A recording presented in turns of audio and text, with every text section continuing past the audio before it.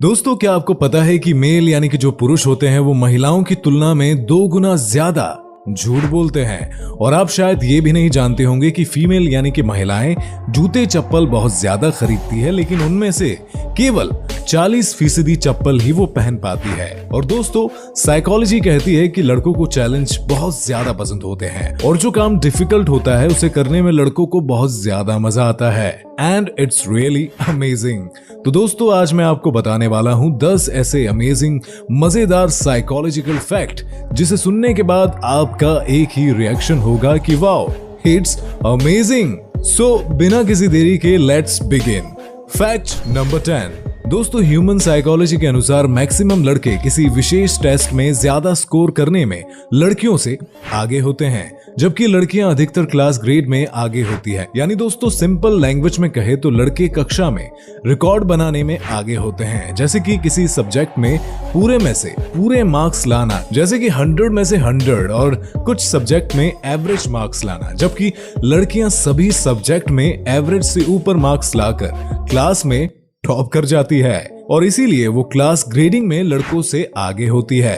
क्या आपने भी अपने स्कूल या कॉलेज में ये चीज नोटिस की है? तो कमेंट करके जरूर बताएं। Fact number 9।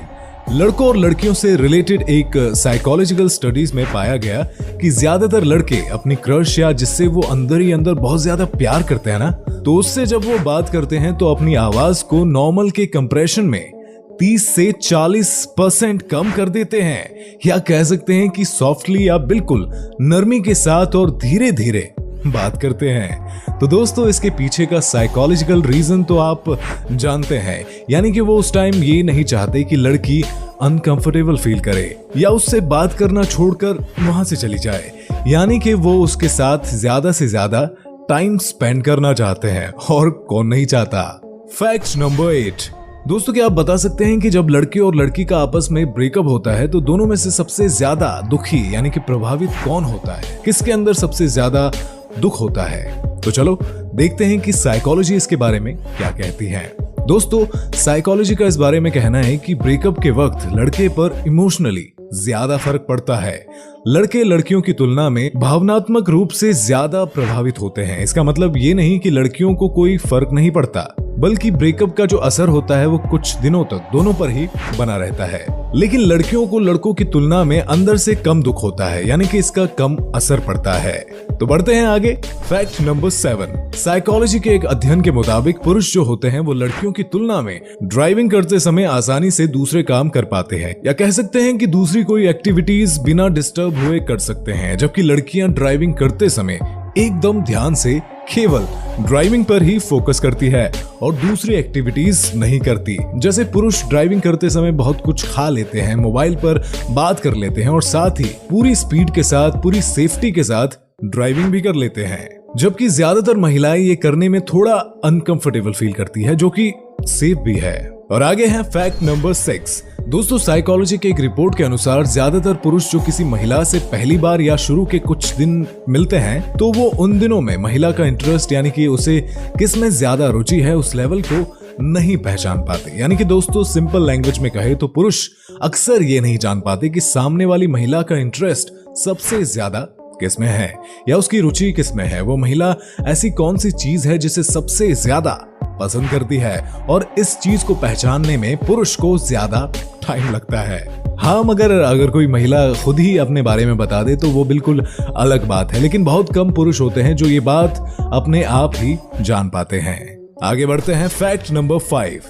दोस्तों, साइकोलॉजी का कहना है कि कोई लड़का जो पहली बार किसी लड़की को देखता है और उसे पहली बार में पसंद करने लगता है, और उसके बाद जब वो लड़का उस लड़की से पहली बार मिलने जाता है लेकिन उसे ये नहीं बताता कि वो उसे पसंद करता है, फिर भी इस सिचुएशन में लड़की को बड़ी आसानी से पता चल जाता है कि वो लड़का उसे पसंद करता है। जी हाँ दोस्तों, भले ही किसी दूसरे को दिखे या ना दिखे, भले वो लड़का अंदर से कितना ही क्यों ना छुपा ले, लेकिन लड़कियों को इस बारे में पता चल जाता है कि लड़का उसे पसंद करता है, क्योंकि लड़की लड़के के चेहरे और उसके एक्सप्रेशन और बात करने के तरीके, बॉडी लैंग्वेज से ये बात बिल्कुल क्लियरली समझ जाती है और उसे मालूम पड़ जाता है कि ये लड़का मुझसे इस बारे में बात करना चाहता है। फैक्ट नंबर 4, ह्यूमन साइकोलॉजी कहती है कि लड़कियां जो होती हैं इनका इम्यून सिस्टम या यूं कह सकते हैं कि इनकी बॉडी का जो रोग से लड़ने की क्षमता रखती है, जिसे हम रोग प्रतिरक्षा तंत्र कहते हैं, वो लड़कों की तुलना में बेहद मजबूत होता है। यानी कि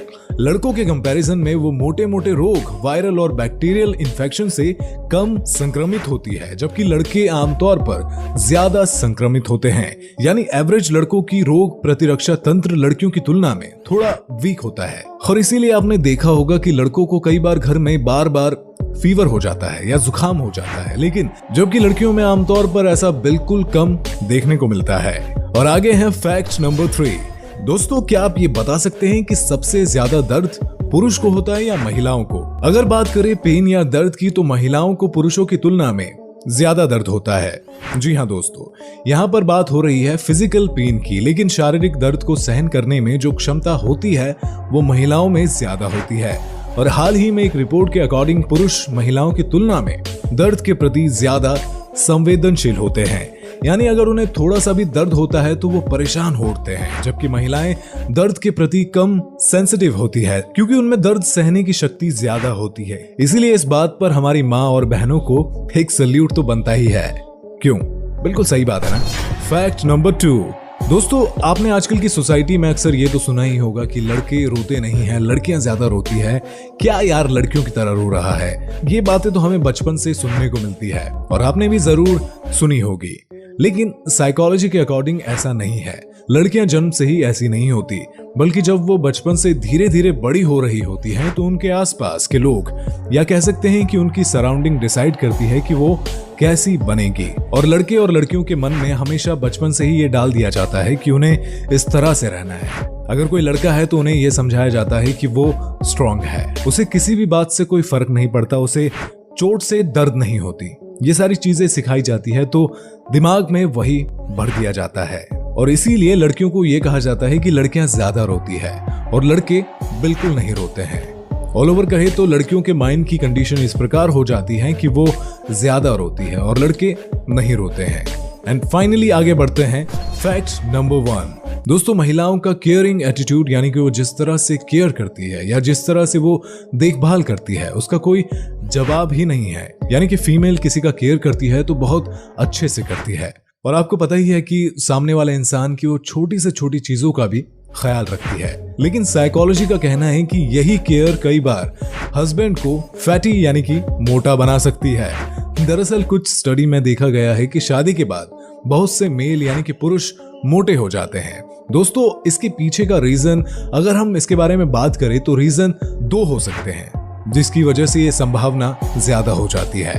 देखो, पहला रीजन इसमें यह है कि हमेशा वाइफ चाहती है कि उसका हस्बैंड स्ट्रांग और हेल्दी रहे और वो इसके पीछे लग जाती है। और साथ ही वो ये चाहती है कि उसका पति दुबला पतला या थका हुआ ना लगे। और इसी चक्कर में जो हस्बैंड होते हैं यानी कि जो पुरुष होते हैं वो ज्यादा मोटे हो जाते हैं। जबकि दूसरा रीजन ये हो सकता है कि वो उन्हें कम अट्रैक्टिव बनाना चाहती है ताकि दूसरी जो फीमेल है या लड़कियां हैं उनकी तरफ अट्रैक्ट ना हो। तो इसीलिए दोस्तों, आज की वीडियो में बस इतना ही।